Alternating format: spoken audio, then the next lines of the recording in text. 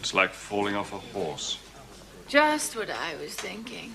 If we don't get on again at once, we'll lose our nerve. But having botched up this job, where's the next horse coming from? Honestly, I don't know where I went wrong. I could have bet my bottom dollar the Countess had stolen the necklace. And I'd have sworn that Jasper Adrington had snitched it. Complete waste of time following him around the golf course. The Countess was about to confess, I'm sure of it. On the last green, I grilled him. He was quaking. What happens? Along comes the local inspector and says, the second footman done it. Second footman, mind you. A well-known thief with a string of convictions. Admitting his guilt and no bones about it. And I thought this get-up would do the trick. Still, I suppose a stolen necklace isn't really a Father Brown problem. I even bought the right kind of umbrella. For a Father Brown case, one needs a certain kind of atmosphere. One wants to be doing perfectly ordinary things and then bizarre things start to happen. You mean it should come out of the blue? Unexpected? Mysterious? Exactly. Well, I better get out of these togs before we leave for London. Perhaps something bizarre will happen on the way to the station. Upon my soul, it is Tommy. Good Lord! Bulger! I haven't seen you since we were demobbed. Oh, darling, this is Mr. Estcourt. Bulger to his friends. I say, old chap, How do you do? I didn't know you'd taken orders. Ah, well, as a matter of fact... Fancy you a blinking parson. Yes, Miss Glenn, won't you join us? Miss Glenn, this is Tommy Beresford, an old army chum of mine. We made the world safe from any more wars. How do you do? And this is, this is my sister, Miss Beresford. How do you do? Of course, we'd recognize you anywhere, Miss Glenn. Secrets of the Heart. What a wonderful play. I thought so, too. Yes. At the Globe, wasn't it? We saw it 3 times.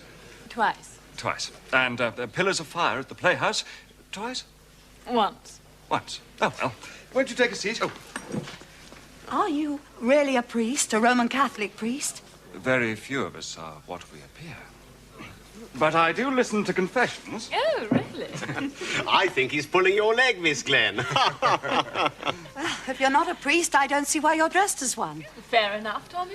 Unless you're a what? A criminal flying from justice. No, he's the other way round. I say, what about a cocktail? Oh, no, thanks, Bulger. We're leaving in a moment. Know anything about the trains back to London, old man?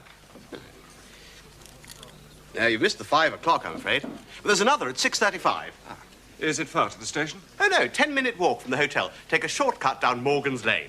Morgan's Lane? Oh, you've heard about the ghost, eh? Ghost? There's a cemetery at the side of the lane, you see, and rumour has it that a policeman who was killed in the course of duty years ago rises from his grave and walks his old beat up and down Morgan's Lane. Up and down, up and down. Oh, don't. A spook policeman. Can't be many of those around. There aren't really such things as ghosts, are there? There are many people in Adrington who swear they've seen him. Up and down. I must be. Goodbye. Up and down.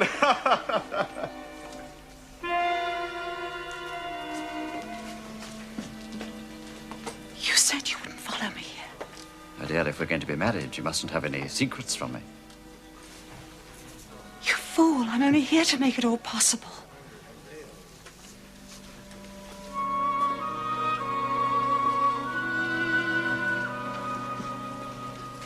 What on earth is going on? That's Lord Leconbury. Rumour has it she's going to marry him. Title still has some sort of glamour, I suppose. Oh, yes, and Leconbury's not impoverished by any means. Oh, she'll be in clover. Beautiful creature, of course, but the brains of a rabbit. Where does she come from? Nobody knows. Pretty near the gutter, I dare say. She didn't look very pleased to see him. Well, she's not very pleased to see anyone. Between ourselves, there's something deuced mysterious about her being here at all. Why? Well, she's not staying at the hotel. Now, I was in this very bar last night when she came in and ordered a drink. Well, I tried to engage her in conversation. You know how it is, old man. Of course. And you a priest? Yes, well, anyway, she snubbed me. Snubbed me quite crudely. I'm blessed if I know why. Yes, that is odd, Bulger. By the way, what are you doing here? Me, old man? In Adrington? I live here. I'm the cement works on the cliff road outside of town. Well, must be off. Just time for a round of golf before dinner with my wife. Jolly nice to see you, old chap. And you, old man. We must have a bus together next time I'm up in London. So long. Goodbye. Cheerio, old man. Bye, Valger. Oh. Well, how do you know it's for me? There's no name. For the priest, she said. Miss Gilda Glenn. Thank you.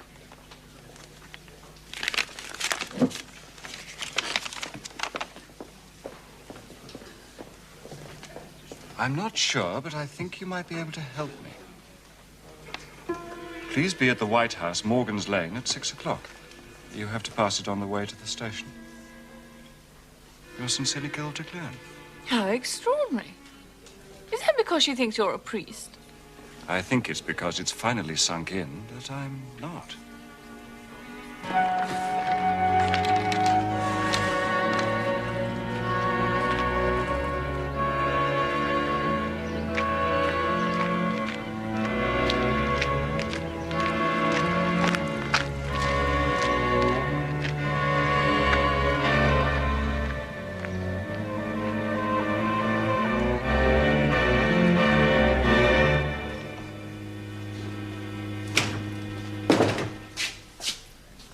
Here.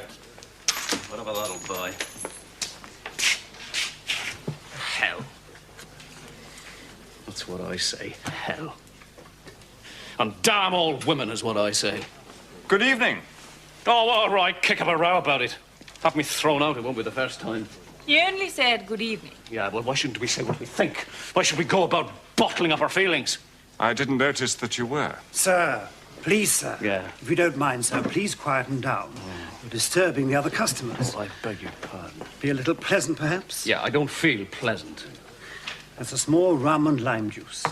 That'll make you feel better, sir. Well, you see, I feel like getting hold of someone by the throat and throttling him to death. No, just anyone or someone in particular. Oh, someone very particular. And strangling them.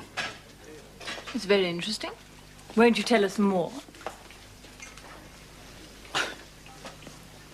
My name is Riley, James Riley. You may have heard of me. I wrote a volume of pacifist poetry. Good stuff, although I say so.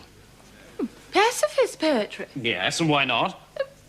Nothing. Nothing. I'm for peace all the time. All the time? Yeah, to hell with war and to hell with women, eh? Begging your pardon, Father. You are absolved, my son. But I don't quite see the connection, Mr. Riley. No? Well, now.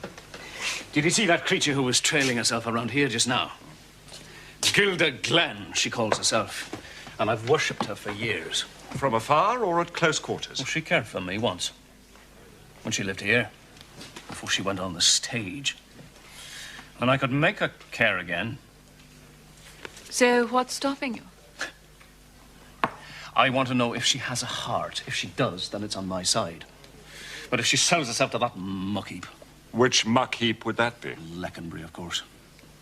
His lordship Leconbury, the mountain climber. I'd have soon strangle her with my own hands. Sorry, Father.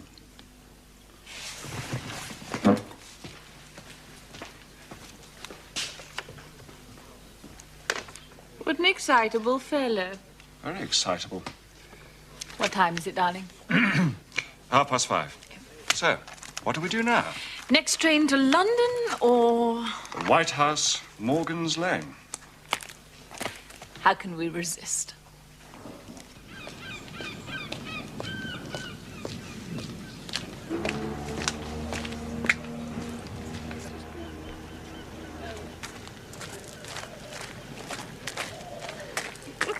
I suppose we're mad. Yes, but thoroughly intrigued. I mean, just look at the list of characters. A ravishing blonde actress. Yeah, she is rather smart. Frightened out of her mind for some reason. Lord Leconbury, the scaler of mountains and rich suitor. James, whatever his name is. Riley, Half out of his wits for love of Gilda Glenn. loud of mouth, but probably soft on action. And your friend Bulger. Bit bit shifty, I thought. Oh?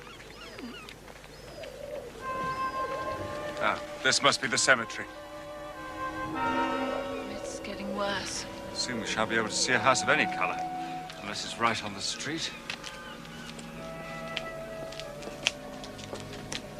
I'm beginning to feel jumpy, darling. The mist and the silence. What's that? What? That. Footsteps. Behind us. Oh, I can't hear anything. No? No, silly of me. Don't be so nervy, darling.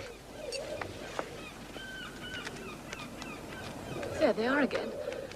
Can't you hear them? No? Listen. It's imagination. There. In front of us now. Oh, Tommy, don't say you can't hear them. Yes. Yes, I can hear something.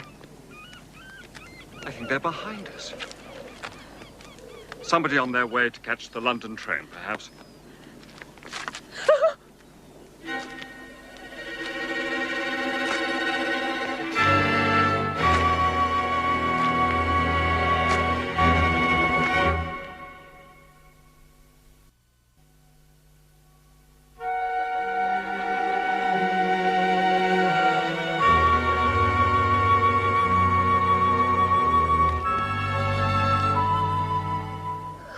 Thank heavens. Good evening to you.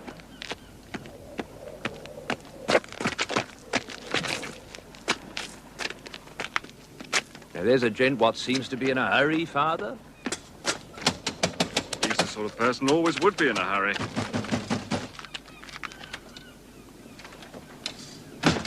They've let him in. Friend of yours? No, not exactly. But I do happen to know who he is. Name of Riley. Ah, Is that the White House? that's right, miss. Mrs. Honeycott's place. A nervous party, you might say. Scared of burglars. Always asking me to look around the house. Middle-aged ladies get like that sometimes. Do you happen to know if there's a rather, flamboyant young lady staying here? Oh, now you come to mention it, Father. A young lady did go in at the gate about 3 or 4 minutes ago. I saw her as I was coming up the road. Was she wearing a fur coat? Can't say I noticed rightly, miss, but she had a bit of rabbit round her neck. Gilda Glenn. What? Not the actress? Yes. Oh, if I'd known that, I'd have asked for her autograph. But what's she doing in Adrington? The nearest theatre's 30 miles away. Yes, it is a bit odd, isn't it? Well, I'd best be getting along. Good evening. Evening. It's 6:10, darling. Better go in.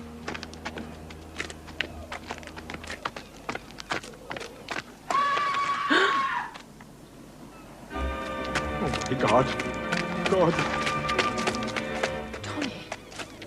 Come on, old thing.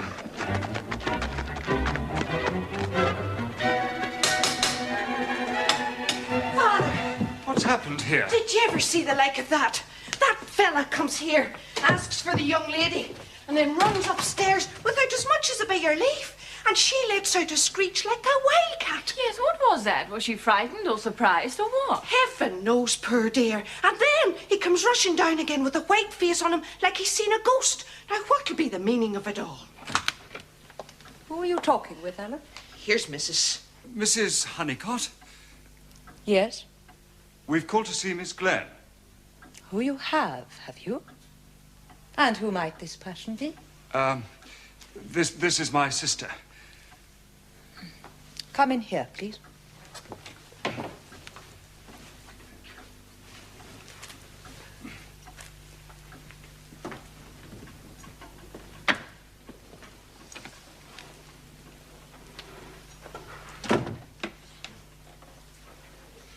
Please, sit down. Thank you. Our name is Beresford. Then, to begin with, Mr. Beresford, you will excuse me if I say that I don't hold with the Roman Catholic religion. Oh, well, of course, we're all entitled to our own opinions. And I never thought to see a priest in this house. But if Julia has gone over to the Scarlet Woman, I dare say it might be worse. Julia... gone over to the Scarlet Woman. It's only to be expected, leading a life like hers. Is Miss Glenn here, in the house? She is. Mind you, I don't approve. Marriage is marriage, and your husband's your husband. As you make your bed, so must you lie on it. I don't quite understand. I thought as much. Gilda was the name she took when she went on the stage. You may go up and see her after I have spoken my mind. Actually, she sent us a message. After I have spoken my mind. 2 days ago, after all these years, think of it, she turned up here and asked me to help her. Wanted me to see this man and persuade him to give her a divorce. Her husband? Exactly. I told her straight out I'd have nothing whatsoever to do with it. Divorce is sinful. As I know you'll agree, Father. Oh, absolutely. Absolutely. Nevertheless, I couldn't refuse shelter to my own sister. Gilda Glenn's your sister? Yes, didn't she tell you? Julia is my younger sister. Wait a minute, Mrs. Honeycott. I am still not yet quite clear. Your sister is married. That is what I said. When she was 17, she eloped with a man. Some common fellow far below her station. And our father, an Anglican minister. Mind you, I never met him. Was he from here? In Adrington? I have no idea. What was his name? That's an extraordinary thing now, but I can't remember. Of course, it is nearly 20 years ago since I heard it. My father forbade it to be mentioned, and I have refused to discuss the matter with Julia. But she didn't stay with him long, I can tell you that. She ran away to go on the stage and called herself Gilda Glenn. Her husband's name isn't Riley, by any chance? I told you, I can't remember. It may have been. Play acting. I have never been inside a theatre in my life. I hold no truck with wickedness. Now, she means to marry some bigwig. But apparently her husband is standing firm. Not to be bullied and not to be bribed. I admire him for it. But if she wanted you to persuade him to give her a divorce, he must be around here somewhere. Or I would presume so. Mrs. Honeycott, I mentioned the name Riley because he was the man who was here just now. That man, I thought he was one of her theatrical friends. Oh, you saw him? I'd been in the kitchen giving orders to Ellen. I just got back into this room when I heard Gilda let herself in. She hesitated for a moment or two in the hall and then went upstairs. About 3 minutes later, I heard this terrible rat-tatting at the front door. I looked into the hall. Ellen was opening the front door, and this man rushes upstairs without a word. A few moments later, he rushes down again like a madman. Mrs. Honeycott, your maid said there was a scream from somewhere upstairs. Yes. Mrs. Honeycott, hasn't it occurred to you that something might have happened to your sister? Nothing ever happens in Adrington. Nevertheless, I think we should go upstairs at once. Please, lead the way.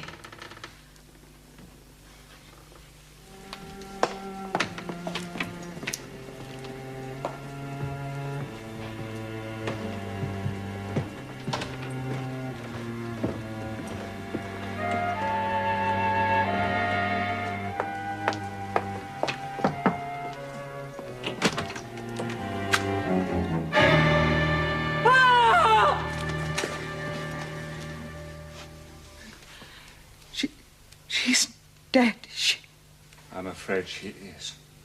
Oh, no. No. No, better not, really. I think we better go downstairs.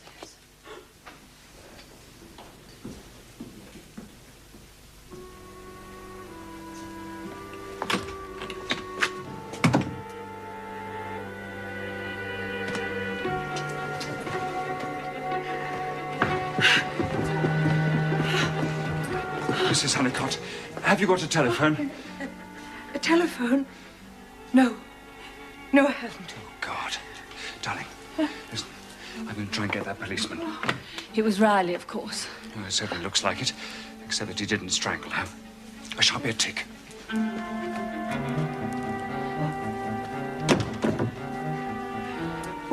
Why would I need a telephone? I said before, nothing ever happens in Attrington.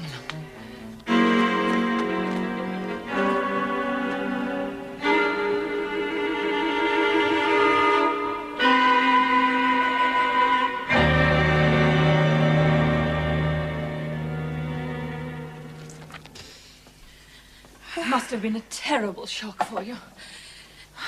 But before we talk about it, Mrs. Honeycutt, I think I must be frank with you. Can't believe it. She's dead.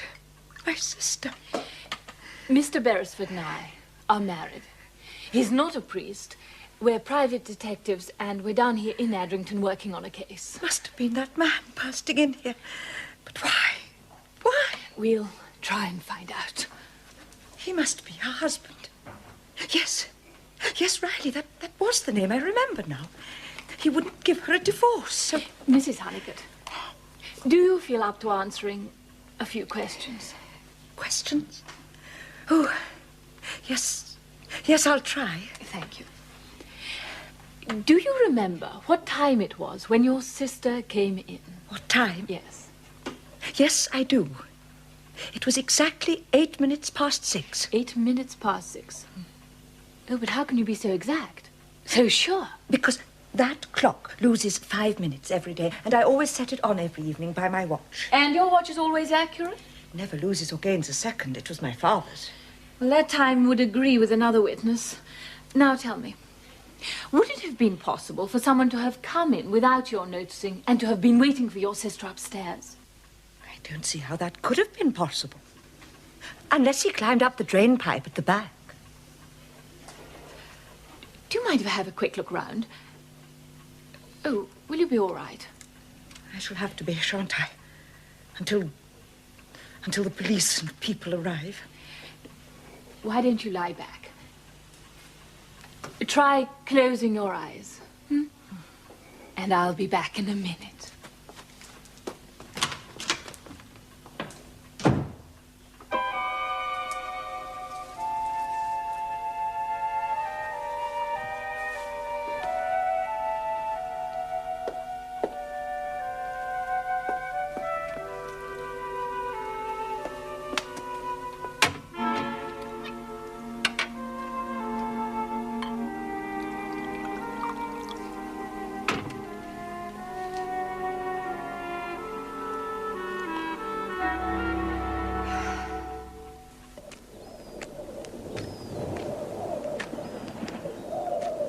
Constable!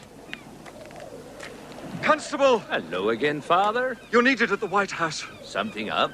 The young lady you saw going in, Gilda Glenn. She's been killed. What? Killed, you say? Yes, Constable. Right, sir. We'd best be getting up there toot sweet.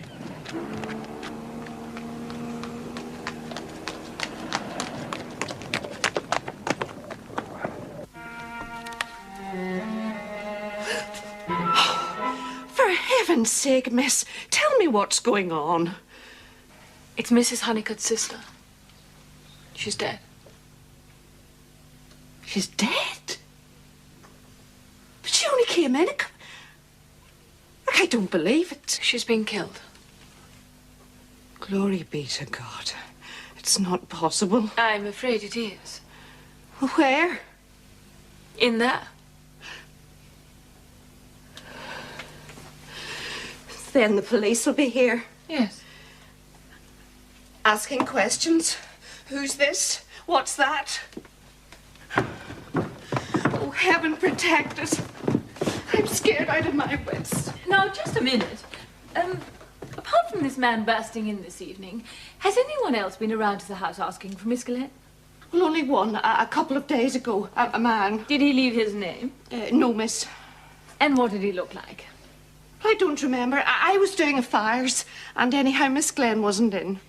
But you would recognize him if you saw him again? Well, why shouldn't I? Or someone very like. Are you sure it wasn't the same man that came tonight? Yes, miss. And what were you doing when this fellow burst in this evening? I was pulling the curtains in the missus's bedroom. And what time did you say that was? Well, it was 6 o'clock, or a smidgen after. And then you ran down and opened the door? Yes, I ran down to answer it, and him the murderer all the time. Well, we're not certain about that yet. Aren't we? Well, then who else would it be? The missus and me being the only two people in the house. My poor heart. What next? We'd better go upstairs at once. I've looked upstairs. There's nothing. Oh, Constable, what a relief to see you. Good evening, Mrs. Honeycott. I understand you've had a bit of trouble here. It's my sister. Upstairs, with my own eyes. Awful. Terrible. Oh, no, Mrs. Honeycott, we mustn't take on, must we? Dead. So I've been informed. So I'd best go upstairs and take a look-see. Better if you stay down there, Mrs. Honeycott, with Ellen.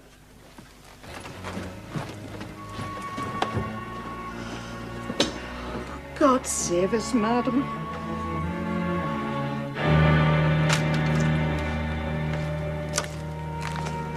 Oh, dear, oh, dear. Oh, not a pretty sight.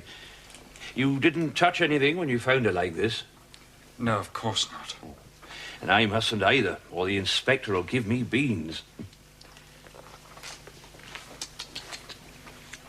You took it for granted that she was dead. Well, just look at her. The priest said he could see that she was dead. Look here, Constable. I think you'd better know here and now that I'm not a priest. No, sir. No. My wife and I, this is my wife, are private detectives. We're down here looking into the theft of a diamond necklace. Oh, the Adrington House shindig. Oh, then was it you two that solved it? Actually, no. No. Actually. It was the second footman that did it. We all knew that. But not so easy to prove. How to prove a lot of things that we know. Well, I'd best be getting in touch with headquarters. Oh.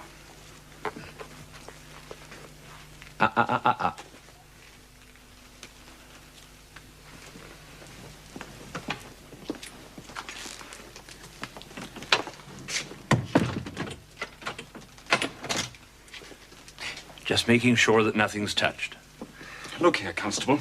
You said you saw Miss Glenn turning in at the gate. That's right, sir. Are you sure she was alone? Oh, she was alone, all right, sir. And between then and when you met us, nobody came out? Oh, not a soul, sir. You would have noticed if they had. But of course, miss, stands to reason. Nobody came in or out, unless by some back way. Until that Riley chap, and we better collar him in double quick time. Now, I shall be back with the detective inspector shortly. Neither of you is to leave the house. Is that clear? Yes. Yes, I understand. Perhaps you two would like to accompany me down to the police station. Oh, dear.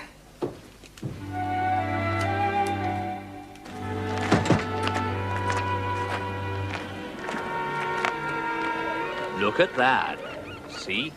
As he swung round the gate post. Not very bright to leave a thing like that. That's blood, that is.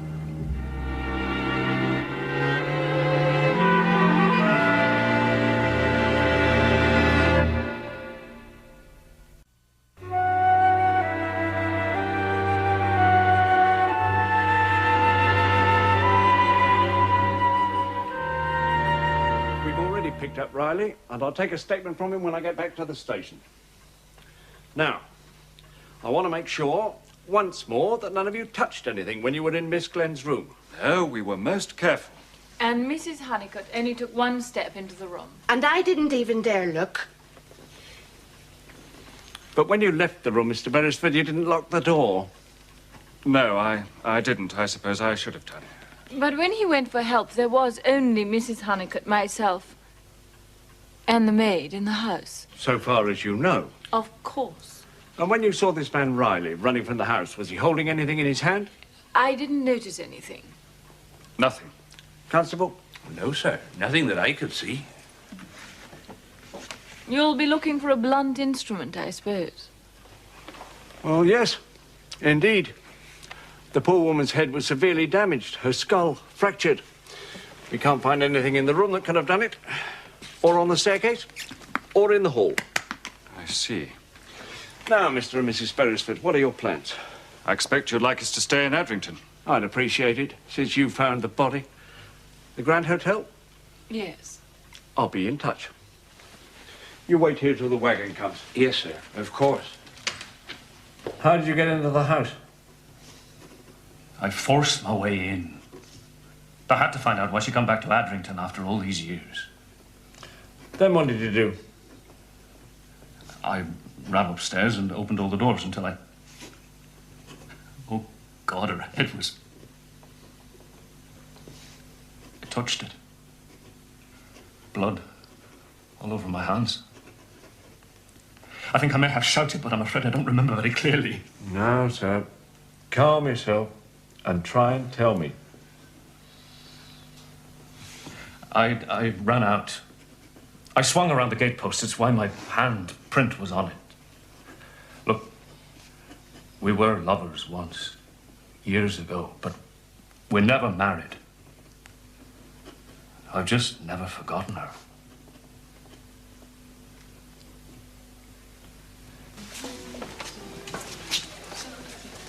It's the murder weapon.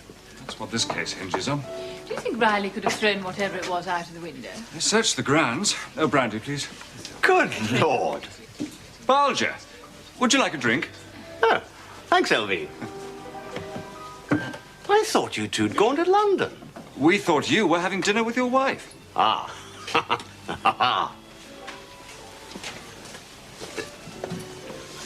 That was a little white lie, actually. Oh. Yeah, as a matter of fact, I went off to see Julia, Miss Glenn. Did you know her before? Before what, old man? Before she was Gilda Glenn, when she was still Julia Manners. Oh. Yes, as a matter of fact, I did. We've just come from the house, Bulger. Good heavens, what were you two doing there? After you left here earlier, she sent me a note asking for help. The help? About what? I think she guessed I wasn't a priest. Oh, I see. I would have thought that was obvious to anyone. Bulger, this is my wife. Oh. Oh, I say. What are you two doing in Adrington? We're private detectives working on a case down here. Good Lord, that's worse. Thank you. Did you see Gilda? No. And who answered the door? Oh, well, I didn't go in by the front door, actually. Why not? I've been trying to see her for a couple of days, and the maid always answered the door and said she wasn't at home. So how did you gain entry, as they say? Well, I climbed through a window at the side, then up the stairs to her room. Oh, so you knew which was her room? Well, the door was open, and, you know, I could see her theatrical trunk with stickers on it and so forth. She wasn't there, so I came down the stairs and out the way I came. Do you by any chance remember what time that was? Oh, really? Yes, I do. It was directly after I left you, about 5:30. And I didn't see her. We saw her at about 6:15. Oh, what did she want? She didn't say. Huh? She was dead. What? Come off it. Don't pull a chap's leg. I don't believe you. She'd been murdered, Bulger. But who could have done such a thing? Oh, Lord. What the devil do I do now? If you'll take the advice of an old chum, you'll go straight to the police station and tell the inspector your whole story. Yes, of course. I suppose you're right. But what about my wife? Well, if the inspector checks your story and believes... Oh, Jevons will believe me, all right. I mean, I'm not exactly unknown in these parts. But will my wife? What does yours say? A certain James Riley has been apprehended and will appear in court today, charged with the murder of Miss Gilda Glenn, the well-known actress. Oh, then a lot of kerfuffle about her career. What about yours? Gilda Glenn, West End star, was brutally murdered last evening at the home of her sister, Mrs. Dorothea Honeycutt. Miss Glenn, age 31. Oh, only 31? Oh, come on, Tuppence. Where's your well-known spirit of generosity? Sorry. James Riley, age 35, of no fixed abode, so on and so forth. Inspector's respect, sir, ma'am. And would you please come down to the station? Oh, of course. Any idea what about? Mr. Estcourt, ma'am. Good heavens. Where is he? Held overnight, sir. Bulger in jail? Yes, of course. We'll come straight away. Thank you, sir.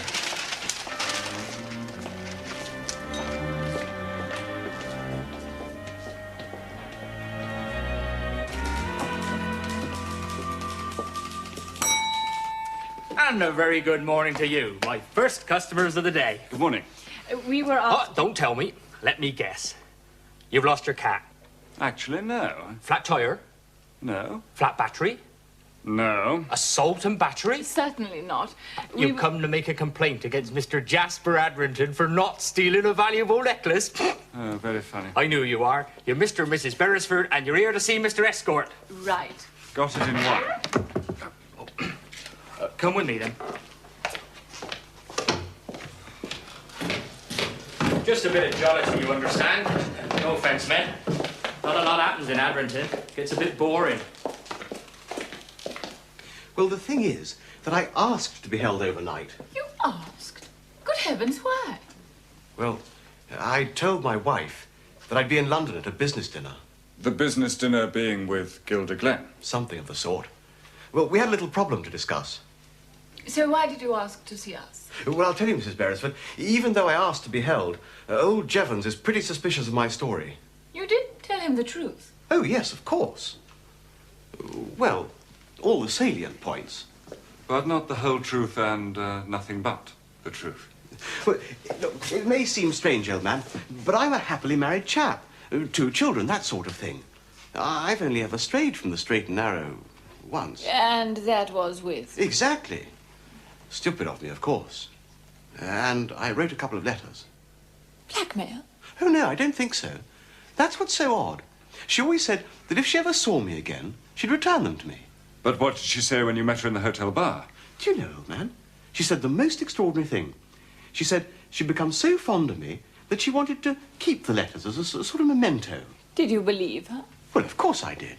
A gentleman never doubts a lady's word. Did she say why she was in Adrington? Some sort of business she had to settle. Did she mention anything about her engagement to Lord Leconbury? Oh, yes. She explained the whole thing. She said that as she wasn't getting any younger, she had her future to consider. You knew she was married? Married? Gilda? Oh, I don't believe it. Why not? Well, she was far too interested in her career. Between ourselves, I offered to marry her once. Oh, having first, of course, got rid of your wife. Yes, stupid, of course. Divorce, mind you, when you say got rid of. Of course. But she wasn't interested. No. And said nothing at all about getting rid of her husband. Divorce, I mean. No, absolutely not. Married? Do we know who to? Not yet. So, Bulger, yesterday at 5:30, you went to the White House, you got in through a side window and spent... 5 minutes. That's all, and then I left. Honest Injun. And as far as you're aware, nobody saw you? Nobody. Oh. I'm not surprised I'm a suspect. I still don't see what we can do there. Well, Tommy's a bright sort of chap, like in the war, putting 2 and 2 together. And I can see you're pretty keen too, Mrs. B.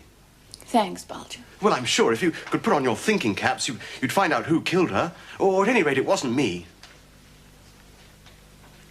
All right, Bulger. We'll do our best. I say, old man, thanks frightfully. By the way, what did you do with your golf clubs? My golf clubs? Yes.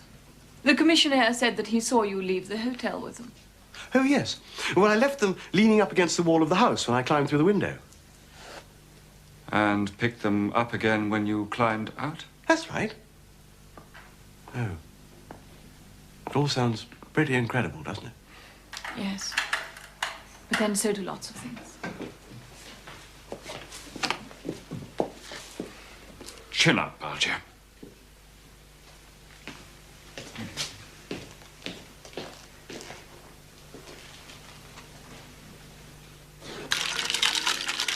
You saw her yourself last evening. Nice enough lady, I thought. Bit nervy, perhaps. Well, being an actress, all those men chasing her. Oh, what men exactly? Well, our Mr. Estcourt, for one. Oh, really? Always had an eye for the girls. I was under the impression he was a very happily married man. Have you met Mrs. Estcourt? No, I can't say I have. Then there was this chap Riley. You saw him last night. Dangerous, I thought. Quick-tempered. Well, you know what actresses are. Good evening, sir. Evening. Where on earth have you been? Oh, sleuthing? Detecting? What, all this time? May I have one of those, please? Yes. So, what have you found out? Well, it looks on the surface as though it must be either Riley or Bulger. But now I'm pretty sure that they can both prove they're not the husband. The thing about Bulger is, how do we know his story is true? Oh, because he's the sort of chap who, when he's in a tight corner, tells the truth. Oh, darling, look at all the plausible murderers who look like that sort of chap. Yes, good point. But anyway, he left the hotel 5 minutes after she did. He said he broke into the White House and went into her room, but she wasn't there. So where was she? I think she was with her husband somewhere, trying to persuade him to give him a divorce. Then what? Queen Salve. Sorry? Who knows? Thank you. So, if I might philosophize for a moment. Well, you can always try. Thank you, darling. The trouble with getting at the truth is that we're all such credulous creatures. We tend to accept evidence as gospel. But what is it, really? Just an impression created by the mind and conveyed by the senses. But supposing we've got the wrong impression. Give example and draw a map. Well, for instance, when we hear a double knock on the front door and the rattle of a letterbox, we say, there's the post. What we really mean is that we heard a double knock on the front door. And the rattle of a letterbox. Yes. 9 times out of 10, we'd be right. You'd be the post. Well done. But supposing, just supposing, the 10th time, it's a small boy playing a trick on us. I'd give him what for. Yeah, but you see what I'm driving at. No. Oh, darling, of course I do. Continue it. Well, I may be getting potty, but I think I have an answer. Well? What we need is a sort of reenactment. I'll need you to be Gilda Glenn. Oh, good casting. Mrs. Honeycott to be Mrs. Honeycott. Ellen to be Ellen. Exactly. And anybody to pretend to be the murderer. You, darling? Oh, no. No, I'm Father Brown, coming up with a solution at the end. Which is? But you know, it's so incredible, I'm not even going to tell you. Until I'm sure.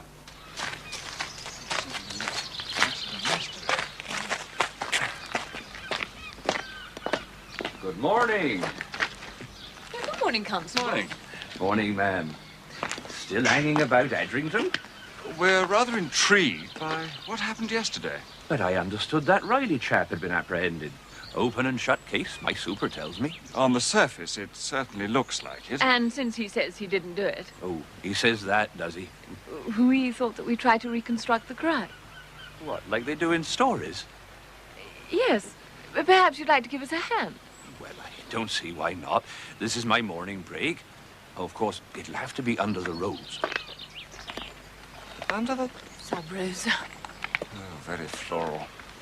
Right. First, Ellen and Mrs. Honeycott are in the kitchen discussing supper. The missus had given preference to fillet of sole as against pork chops, although I maintained that Monday was no day to venture fish. No. Yes. Oh, of course. So you and Mrs. Honeycott are in the kitchen in here? That is correct. So, would you go into the kitchen, please? Of course. Ellen? Start discussing supper.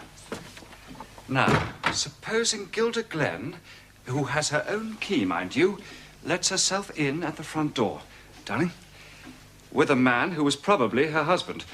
Constable, would you mind? I don't know, sir. It's difficult. Come along, Constable. Very well, miss. Anything to oblige. So, whilst Mrs. Honeycott and Ellen are in the kitchen discussing the merits of fish versus pork chops, righto, darling, Gilda Glenn and her husband come in and go upstairs. Now, obviously, she is trying to persuade him to give her a divorce. We're still here. Yes, right. Hang on a bit. Go on arguing. And Gilda goes on up here? Yes, that's right. With her husband. Constable? Come along, husband. Mrs. Honeycott has missed all that and comes out of the kitchen back into the drawing room. Mrs. Honeycott? Mrs. Honeycott? Oh, there you are. I came from here and went back to the drawing room. That's right. Through to the drawing room. I'm still here. Hang on a bit. And we're still up here. All right. And I'm here. I know. Now, Mrs. Honeycott, not realizing that her sister is already in the house, starts to put her clock right. What are you doing? I'm putting my clock right. Right. Oh, I mean, jolly good. Now, while all that has been going on, the husband starts to come down the stairs. Constable, come. Would you come downstairs, please? Right you are, sir. And go out of the front door.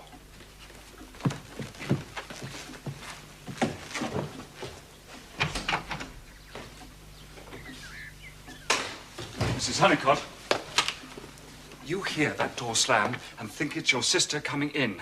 But in fact, it's the murderer going out. And I'm dead. That's right. Yes, come down, darling. I'd like you to watch this bit. Now, Ellen, who's still in the kitchen. Ellen! Ah, yes, there you are. You go upstairs to draw the curtains in Mrs. Honeycott's bedroom. She just missed seeing the murderer. Mrs. Honeycott said that she thought her sister paused before going upstairs. But in fact, that was the moment between the front door closing and Ellen going upstairs, not Gilda Glenn. A few seconds later, there was a knock at the front door. Yes. Yes, but we didn't hear the scream until Riley came in. Yes, sir, just before he ran downstairs. Yes. Well, it was my bet it was Riley who screamed, finding Gilda Glenn dead. A terrible shock for him. Surely it must have been this Riley person. You're forgetting the murder weapon, Mrs. Honeycott. Nothing found on Riley. So, what are the other possibilities? A grappling iron, courtesy Lord Leconbury. Golf club, courtesy Bulger Estcourt. Or a rolling pin, courtesy Ellen. But, Tommy, if it wasn't Riley, surely we would have seen whoever it was. Yes. We did. His name is Bamford. And directly he stepped out of the front door just now, he was arrested. What on earth are you talking about? A truncheon found in the marshes. Courtesy Police Constable Bamford. Gilda Glenn's husband.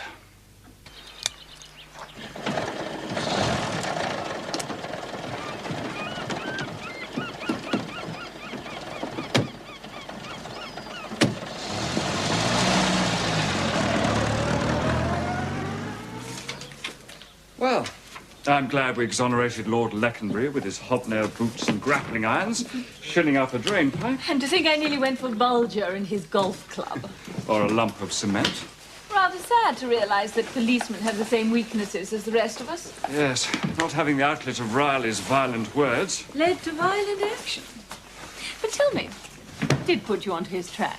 I telephoned Albert in London. He checked that Julia Manners of Adrington eloped to Scotland with a man called Bamford.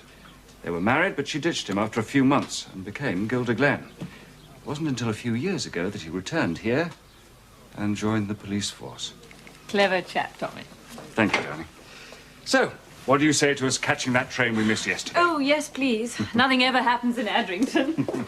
I say you're a smart pair. They brought in that policeman fellow and let me go. I can't thank you enough. Any time, Bulger. What about a spot of bubbly, old man? Oh, no thanks, old man. We're just off to London. Oh. Well, let me give you a lift, at least. Oh, thank you, Bulger. That would be lovely. I think he only meant to the station, darling. No, he didn't. He went all the way to London, didn't you, Bulger? Well, as a matter of fact... yes, why not?